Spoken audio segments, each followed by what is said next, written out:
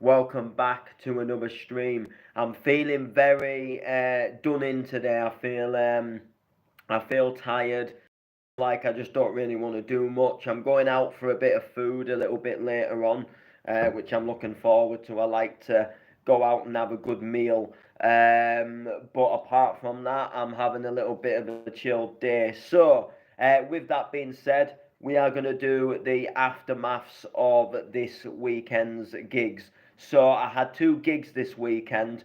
Um, and we're going to kind of do like a little bit of a weekend aftermath as well, because there's kind of been a whole weekend of like crazy things that have kind of gone down and kind of taken place. So we'll start obviously at the beginning of the weekend, which was Friday, and we'll go through to obviously current where we're kind of sat now. I'll try and move the camera because of the sun, and because of the gig yesterday, I'll just rotate and show you. The little worktop that I stand the decks on is not there, so I can't put the camera leant up against the decks because obviously, the deck fall. I might, yeah, and that because that bottle's empty. Let me see if there's anything I can kind of do, but I don't think there is. Not at the present, unfortunately. Actually, just bear with me 2 seconds, and then we will get this going and underway. The sunlight seems to really affect the camera. It's a little bit of an annoying thing. But there we go. I managed to grab the old PS4 and yeah, put the camera. It's just so the sunlight isn't behind us and getting in the way of the camera, and you can genuinely see me a lot better here. So yeah, so we'll start with Friday. So Friday we was in Scunthorpe. So it was supposed to be Ultimate Bounce. Ultimate Bounce got cancelled, and some of the DJs were still sort of committed to travelling, and it was a bit last minute that it had got cancelled. So some of the group chat said, "Well, look, if I speak to the club owner, we could still open the club, and then people that still want to come and play." Could still come and play, and then that way they don't have to obviously leave the night and and not do the night as such. So they decided that yeah, we would kind of keep the club open, and we would just kind of still go and play like those who were kind of committed to playing. And I had nothing on really, so I said, yeah, look, I'll do it. I'll still come as I planned to come when it was Ultimate Bounce and all the rest of it. So Friday came, and Friday I was in work for a good chunk of the day. And yeah, so I was in work at first, and I yeah worked till about 2 o'clock in the afternoon, and then I came home to meet a friend of mine who was lending me a bike chain. So like like a not a like a bike lock, like to lock a motorbike up. So yeah, so I came home. He met me for that and chilled for a little bit. We had a coffee. I went through a few bits of tunes and stuff that I was going to drop on the night. Not really expecting too much, so I didn't go too heavy on planning. Just played a couple of tracks and thought, yeah, I might play this one. I might play this one. Bearing in mind, I was B2B with Gareth Davis, so you've got to obviously um,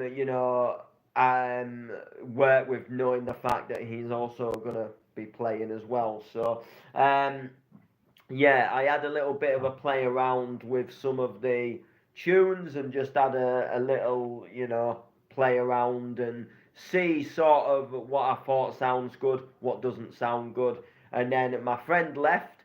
I needed to fuel the bike up quite badly. Well, not when I say quite badly, not really badly, but when I knew I was going to do this trip to Scunthorpe, like I knew I needed to put some in. So I thought just to save time messing around later on, decided when my friend left, I thought, you know what, I'll leave as well, and I'll come and fuel up and get my fuel sorted. So I went to a filling station that was closed. It was all like cordoned off. It was all bullarded off, and I couldn't go to it. So I was a little bit like, oh well, that's a little bit annoying. So I carried on riding and went to another one that was right next door to a McDonald's. So I went to the filling station and thought, you know what?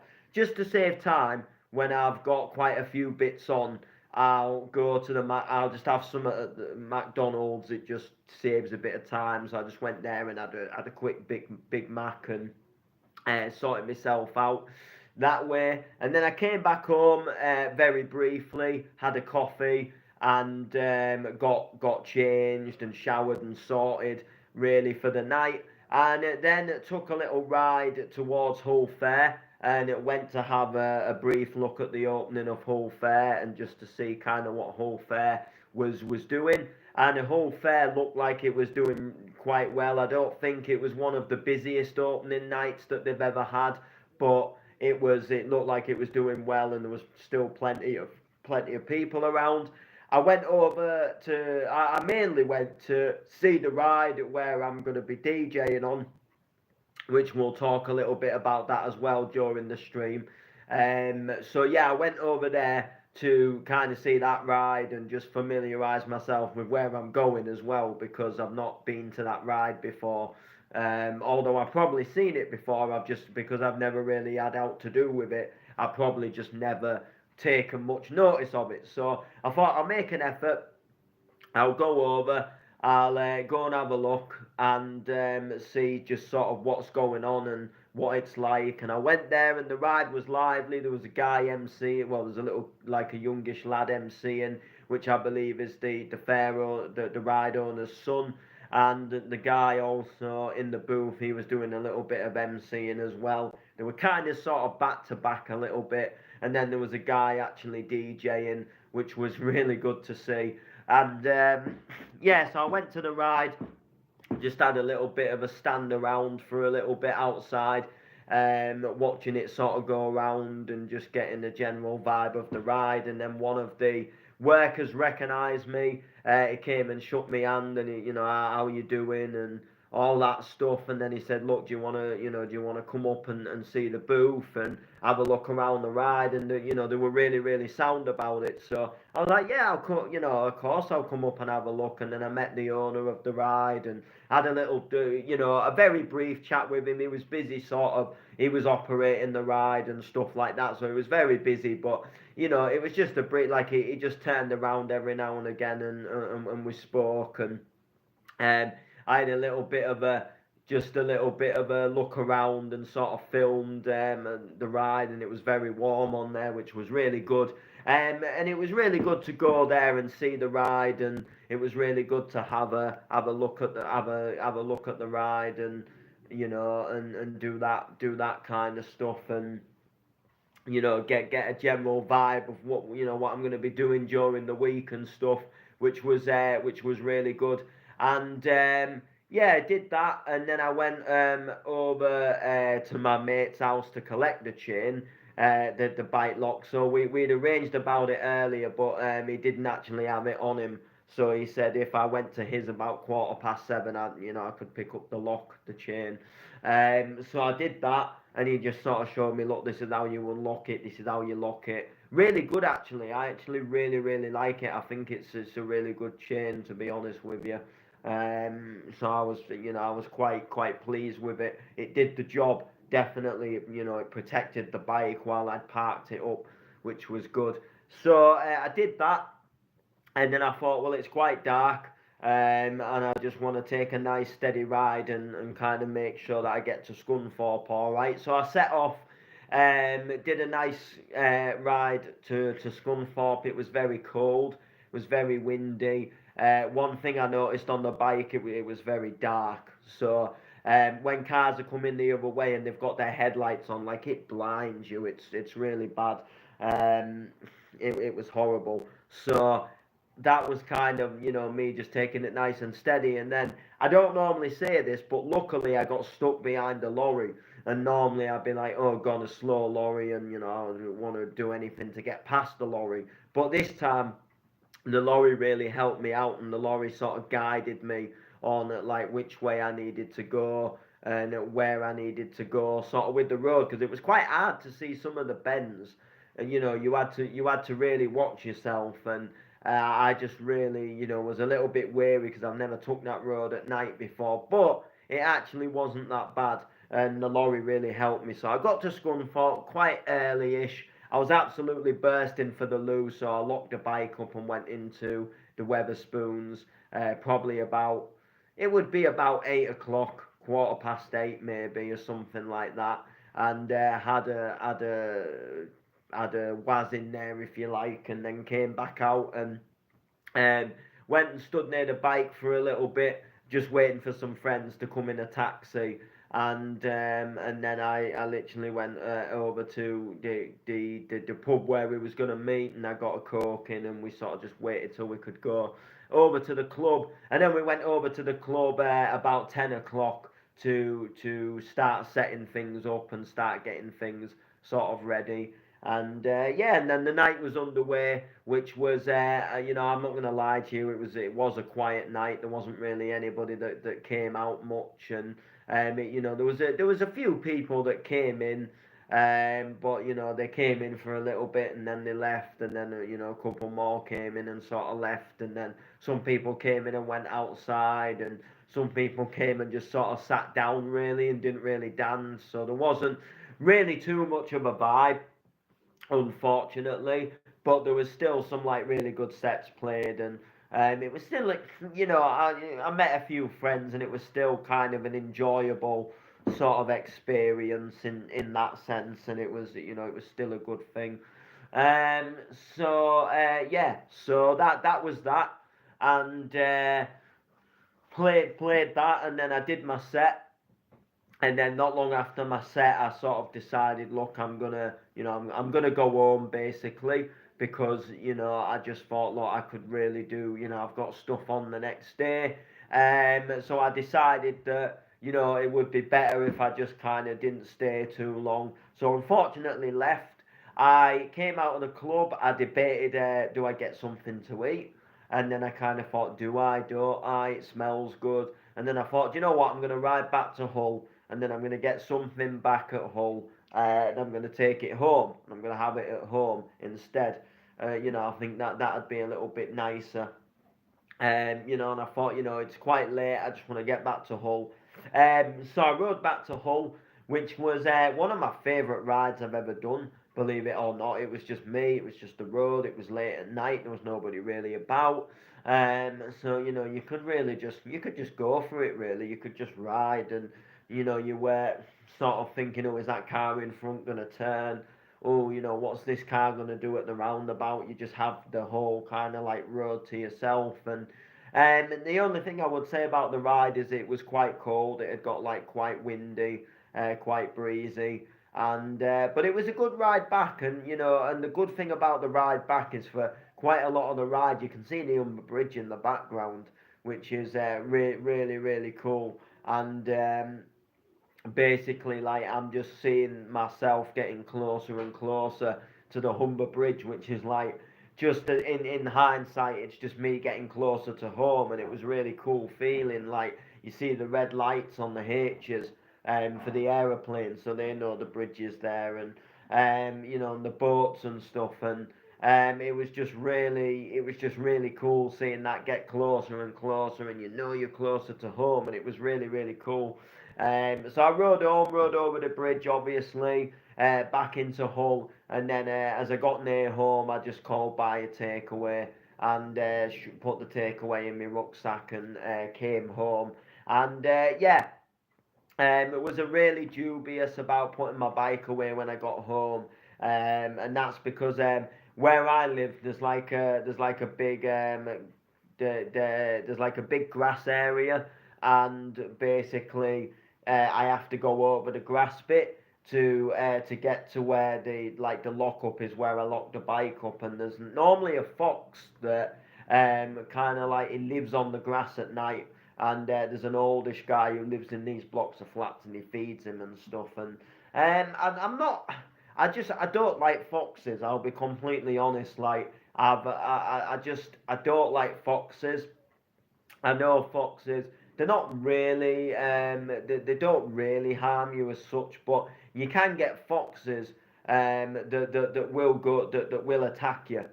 You can get them, like you search it on Google, like can foxes attack, and they say like foxes do not attack, but it's a lie. Like foxes do attack, and it is one of them things where. I think it's one of them where like you have to wind the fox up, or if you essentially go like distressing the fox, or like you can't just go up to it like a dog and start stroking it and being like, "Oh, who's a good boy," and you're gonna wind it up, and it will more than likely bite you. But I've heard stories, and I've seen like documentaries and videos where you've had like foxes that have got into like houses at night, and they've gone and bit people in their sleep, um, there was once we was at a venue, and someone I know was an MC had a he'd pulled up at the venue, and he'd been bursting from a piss, and he'd gone down an alleyway, I think, and he was having a piss, and a fox had come up to him, and like and had showed his teeth at him, and was kind of was in hindsight like warning him like get away or I'm going to attack you kind of thing. So I just don't really like them. I'm not a huge fan of them. I know 9 times out of 10 they probably won't attack you, but there is scenarios where foxes have attacked you. So I just personally, me, like, I don't like them, and I'll try to kind of stay kind of clear of them. And I don't want to, I think, if it is my bike coming, it's going to shoot off. So I think that might be what the situation is. But there was one time, probably about a week and a half ago, where I just put the bike away, and then I got stood onto the step, and then the fox had actually come, and it was having an argument with a cat. So, I just, like I say, I don't like them. So I'm always dubious, because early hours in the morning, that's kind of like a fox's prime time. It's dark, it's quiet. They're going to be wandering about, they're going to be hunting for food, they're going to be doing all kinds of things, and I just don't, like I say, I'm just not a fan of them. So I try to tend to avoid them. And I came face to face with one once a couple of years ago, I'm gonna lie, it did actually scare me. I'd come out of the train station, and it was night, and there was one just literally stood. There's like a little alleyway just near the train station, and it goes down the side of a nightclub that's now closed. And he was just stood there, this fox, and he just stared at me. And he just stared and stared and looked real evil at me. And I just turned back around and went a different way. And I thought, yeah, I'm not encountering with that. And I just, I just don't like them. So I got home anyway, had my chips, put my bike away, had my chips, and then went to bed. Woke up surprisingly early. And I woke up and I thought, I'm not going back to sleep, because if I go back to sleep, I'll miss through my lift coming for me, because I have a lift coming for me. So I thought, if I mess about, like, I'm gonna not, I'm gonna miss the lift, and then the lift will be angry, and he'll be trying to ring me and my dad, and I won't answer, and I won't pick up. And so I just decided that like, I'm awake, so I'm just gonna get up, and I watched a bit of telly and had a coffee, and got sorted really. Wasn't really too hungry, so I didn't actually have any breakfast at that point. And then just sort of sat and watched telly, and then he rang me, and it was like 5 minutes, and I'm gonna set off. And then I thought, right, I better start sorting the equipment out. So I did that, started getting dressed, because we were at the book on the Saturday, what can I say? So we did that. And then I went outside and took all the equipment down and just stood outside. And to be fair, I probably did that a little bit earlier than I should have done. I was stood outside for quite a while. Yeah, and then eventually he came, went to McDonald's again. He wanted to go with my little sister, so I ended up going again. So I ate there again, and then decided that I was gonna, have something. And then it was all about the book, Saturday night. So let's get on to the main sort of thing, the gig. But before we do, I forgot to tell you. On the morning yesterday, the guy from the Walser actually he rang me up on the morning, and he said like it was good to see you last night. Thank you for coming down. And he just asked me if I knew of any DJs that would be interested in doing some slots. And now I've got somebody playing tomorrow, which is going to be a really really cool thing. And then I think I'm also now going to play tomorrow as well. So we'll see what happens. But yeah, it should be a pretty cool vibe. It should be a pretty cool feeling. So that's cool. So he rang me, and we just spoke for a little bit. So yeah, we had a good time at the book. So I got to the book, and this time I got to the book and I was proper buzzed because there was actually a DJ booth. There was one of them little fold up mobile DJ stands, and it was really good because I've always seen them but I've never used them. And I really really liked it, and I wasn't just putting my stuff on a table this time. So I had like a proper booth, and it was actually a really really cool thing. I really enjoyed it. Really, really good vibe. So essentially, it was absolutely fantastic. What had happened there, and what had been done, and stuff like that to have that booth. So I got set up and started playing some like commercial sort of housey stuff just to ease them in because the layman was coming. So I didn't want to kind of just go straight in and play all the good tunes that I was going to play when the layman arrived, and obviously we did that, which is going to be really really good. So I started playing like just some commercial stuff just to ease them in, and did that kind of stuff. And unfortunately, I think we picked the wrong day to do the night in Driffield. So the night was good, really enjoyed myself, but it wasn't as busy as the time before. There was peaks where it got busier, and then there was peaks where it kind of went quiet. And I realised that there was a 40th birthday party, and there was also somebody's leaving party on the same night. So everybody so there was some people that were kind of like at the 40th, but they kept kind of like coming and swapping between the two. And then there was some people that kind of came to like the leaving party, and they were also kind of swapping between the two. So it was a little bit of a it was a little bit like, a little bit of an annoying thing. Because we lost it, because there were some people that just didn't come at all because they were at the other party, and I think that sort of was like really the icing on the cake. So I think this time, when we do it next time, we're just going to have to try and make sure that there's no parties on, or there's like nothing else really happening in the town, which you can't always help that. Sometimes it's out of your hands. Like somebody wants to have their birthday party that day because it's their birthday. You can't help that. If that makes sense. But obviously, again, it's one of them things in it where it was a little bit annoying because you had people that were, it's your birthday, mate. Of course, I'm coming to your birthday.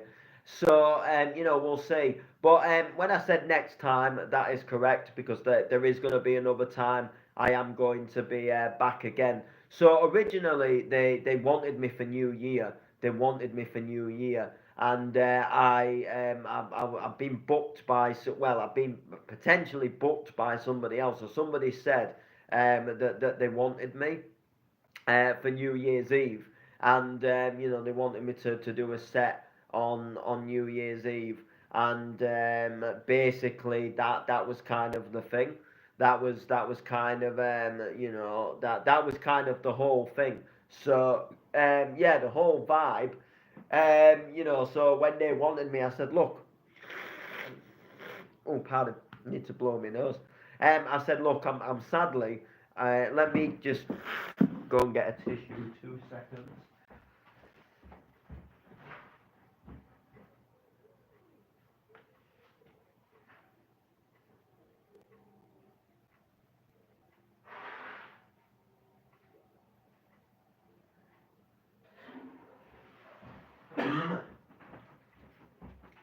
Okay, that's better.